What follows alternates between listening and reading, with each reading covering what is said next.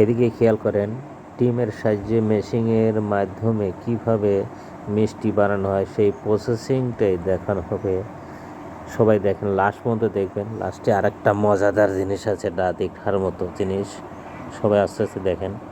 এই ডিম পানিতে দিছে, এখান থেকে ধুয়ে পরিষ্কার করে মেশিনের সাহায্যে কীভাবে কত সুন্দরভাবে সিরিয়ালে চলে যাচ্ছে দেখেন।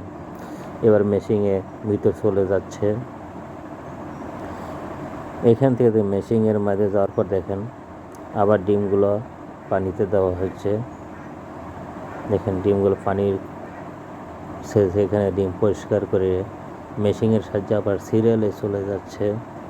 দেখেন এইখান দেখেন আবার পানিতে যাওয়ার পর মেশিনের মাধ্যমে সিরিয়ালে ডিমগুলো কত সুন্দরভাবে চলে যাচ্ছে। এইখান থেকে মেশিনের মাধ্যমে আবার ডিমগুলো ভেঙে আবার দেখেন কুসুমগুলো আলাদা হয়ে খোসা আলাদা হয়ে গেল।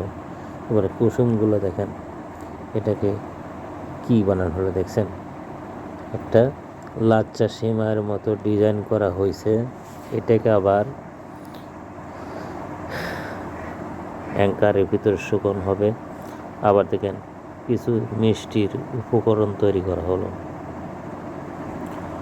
কয়েক ডিজাইনের বানানো হবে। এই এক প্রক্রিয়া, এই এক ডিজাইন করা হয়েছে। দেখেন কত সুন্দর। এইবার মিষ্টি শিরার মতো ছেড়ে দেওয়া হয়েছে। দেখেন এই কত সুন্দরভাবে তৈরি করা হতেছে। এই যে মিষ্টি, হাই ভাই দেখার মতো জিনিস, দেখলেই দেখেন। এবার দেন ওই যে লাচ্চার মতো বানিয়েছে, ওইগুলো শুকাইয়া এইগুলাকে আবার নিয়ে যাচ্ছে।